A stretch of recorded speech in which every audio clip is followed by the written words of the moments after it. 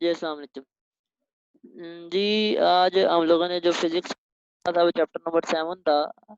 हम लोग जो है वो पढ़ रहे थे। आज हम लोग देखते हैं हम लोगों ने कौन सा टॉपिक पढ़ना है चैप्टर नंबर 7 का। तो उसके लिए हम लोग जो है वो चलते हैं इधर और देखते हैं। कल हम लोगों ने पढ़ा था पास्कल लॉ।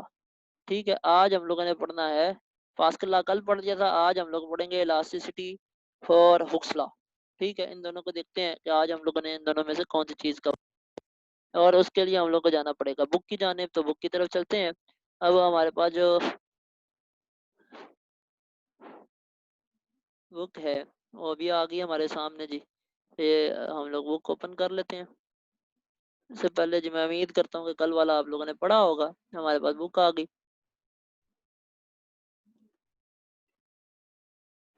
ये हम लोग हमारे पास 7 चैप्टर आ गया। आज हम लोगों ने पढ़ना था इलास्टिसिटी।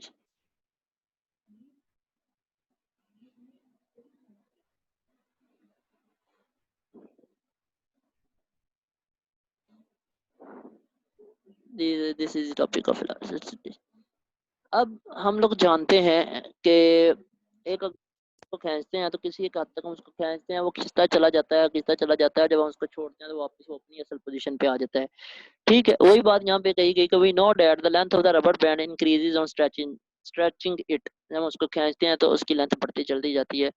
अब इसी तरह से अगर आपके पास स्प्रिंग बैलेंस होता है तो हम लोग क्या करते हैं, एक स्प्रिंग बैलेंस है जिसके साथ हम लोग वेट मेजर करते हैं। कभी भी आप स्क्रैच आ जाएं और किसी भी जो है वीट वाले के पास चले जाए तो वो क्या करते हैं, वेट मेजर करने के लिए उन्होंने एक स्प्रिंग बैलेंस लगाया था जो ऊपर लटकाया था। उसके साथ हम लोग उसके साथ एक वो जो उन्होंने अपना वो सिस्टम लगाया था उसके ऊपर आटा रखते हैं। वो जो स्प्रिंग बैलेंस होता है वो नीचे को आना शुरू होता है, और जैसे ही हम लोग उसको छोड़ते हैं, वो वेट हटाते हैं तो वो वापस चले जाता है। ठीक है, और जितना वेट होता है उतना वो स्प्रिंग जो होता है वो उसकी लेंथ बढ़ती है, बाद में वापस। ठीक है जी, इसी तरह से आप लोगों को ये एक तस्वीर भी दिखाई गई है कि आप लोगों के पास एक spring is stretched by a force, इसको फोर्स लगाए है, और उसके बाद रोड इज ट्विस्टेड, ट्विस्ट कर सकते हैं। यहाँ उसके बाद आपके पास स्ट्रिप है जिसको बेंड करते हैं तो वापस वो अपनी असल पोजीशन पे चले जाती है। तो जो अप्लाइड फोर्स होती है ये शेप को चेंज करती है, लेंथ को चेंज करती है, वॉल्यूम को चेंज करती है उस सब्सटेंसेस के, और इसको हम बोलते हैं डीफॉर्मिंग फोर्स। फॉर एग्जाम्पल ये है कि आप लोगों ने एक रबड़ बैंड को पकड़ा और पकड़ के उसको खींचना शुरू किया, तो उसकी शक्ल में चेंज आएगा, उसकी लेंथ में चेंज होगी, उसका वॉल्यूम भी चेंज होगा, या तीनों में से कोई एक चीज हो। जाहिर सी बात है, शेप चेंज होगी तो लेंथ चेंज होगी। ठीक है, लेंथ चेंज होगी तो वॉल्यूम चेंज होगा। तीनों ऑलमोस्ट एक दूसरे के साथ इंटरलिंक्ड है। ठीक है जी। तो हम लोग जो है वो जो फोर्स लगती है जिसकी वजह से शेप, लेंथ या वॉल्यूम चेंज होता है किसी भी सब्सटेंस का, उसको हम बोलते हैं डीफॉर्मिंग फोर्स। ठीक है, cases the body returns to its original size। जाहिर सी बात, जब मतलब कोई तो ऐसा होता है हम रबर बैंड को खींचते हैं छोड़ते हैं तो अपनी असल पोजीशन पे पहुंच जाती है। स्प्रिंग को खींचते हैं उसको छोड़ते हैं तो वो भी अपनी असल पोजीशन पे वापस आ जाता है। तो बहुत सी चीजें ऐसी होती हैं जो अपनी ओरिजिनल साइज और शेप पे वापस आ जाती हैं जैसे ही डीफॉर्मिंग फोर्स उससे रिमूव की जाती है। ठीक है, जैसे ही उससे डीफॉर्मिंग फोर्स रिमूव की जाती है। तो अब क्या बनी फिर इलास्टिसिटी की? इलास्टिसिटी की डेफिनेशन ये है, the property of a body to restore its original size and shape as the deforming force ceases to act is called elasticity. अगर मैं आपको सिंपल से इसको समझाना चाहूँ कि वो बॉडी की प्रॉपर्टी जिसकी वजह से अगर हम उसके ऊपर फोर्स लगाएं उसकी शक्ल चेंज हो, और जैसे ही उस फोर्स को खत्म कर असल हालत में वापस आ जाए, तो ये बेसिकली क्या कहलाती है? इलास्टिसिटी कहलाती है। मतलब एक बॉडी के ऊपर फोर्स लगी, उसकी लेंथ, वॉल्यूम या शेप चेंज हुई, उस चेंज होने के बाद जैसे ही आपने उस फोर्स को रिमूव किया वो वापस से अपनी असल पोजीशन पे वापस आ गई, तो इसको हम बोलते हैं कि ये इलास्टिसिटी है। ठीक है, ये क्या है? इलास्टिसिटी है, उस बॉडी की उतनी प्रॉपर्टी है। अब फर्दर चीज है वो है स्ट्रेस। स्ट्रेस बेसिकली क्या होती है? स्ट्रेस के ऊपर बहुत सा बेसिकली ये कहा जाता है,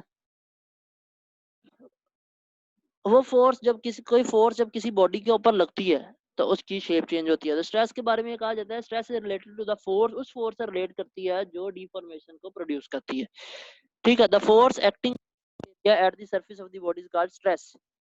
बेसिकली ये फोर्स ओवर एरिया का फार्मूला आप लोगों ने उसमें भी पढ़ा है। ठीक है, प्रेशर में भी। तो what is the difference between stress and pressure? और उससे पहले बात यह है कि स्ट्रेस क्या होती है। स्ट्रेस के ऊपर बहुत सी थ्योरीज हैं, बहुत से लोगों के पास होती है। स्ट्रेस जो कहा जाता है, ये पहली बात ये समझ लें कि स्ट्रेस किसी भी बॉडी की इंटरनल प्रॉपर्टी है, एक्सटर्नल प्रॉपर्टी नहीं है। बॉडी के अंदर होती है, बाहर नहीं होती है। ठीक है, किसी भी बॉडी के अंदर होती है, बाहर नहीं होती। जैसे ही आप फोर्स लगाते हैं किसी बॉडी के ऊपर, तो उसकी बॉडी के जो पार्टिकल्स होते हैं वो उसके अंदर डिस्टर्ब होते हैं। उस बॉडी के पार्टिकल्स वो शेप को चेंज नहीं करना चाहते, तो फोर्स की वजह से स्ट्रेस आती है। फोर्स किसी भी बॉडी की एक्सटर्नल प्रॉपर्टी है और स्ट्रेस किसी भी बॉडी की इंटरनल प्रॉपर्टी है, अंदर की प्रॉपर्टी है। Stress equal to force by area. अब क्वेश्चन ये आता है कि अगर प्रेशर भी यही है फोर्स बाय एरिया और आपका स्ट्रेस भी फोर्स बाय एरिया है, तो इन दोनों में फर्क क्या है फिर? तो जो प्रेशर है वो बेसिकली लिक्विड और गैसेस के ऊपर लगता है, और जो स्ट्रेस है वो आप लोगों की सॉलिड्स के ऊपर लगती है। ठीक है, ये बात आप लोगों ने ध्यान में रखनी है।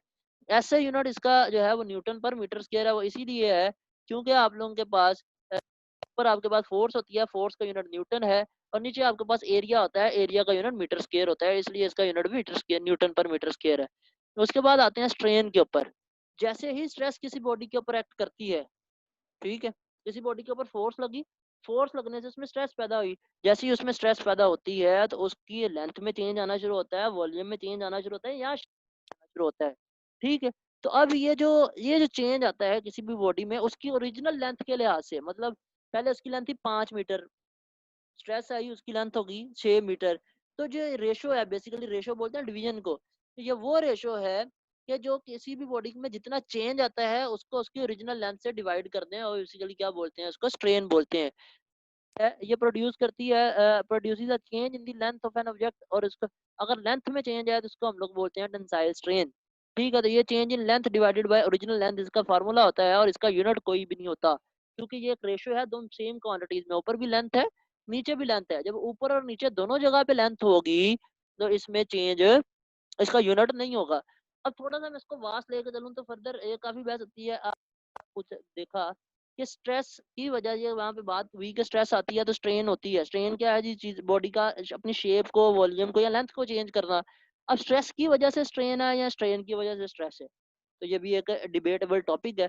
तो होता ये है कि फोर्स लगती है, फोर्स जब किसी भी बॉडी के ऊपर आती है तो उसके अंदर के पार्टिकल्स मूव करना शुरू करते हैं।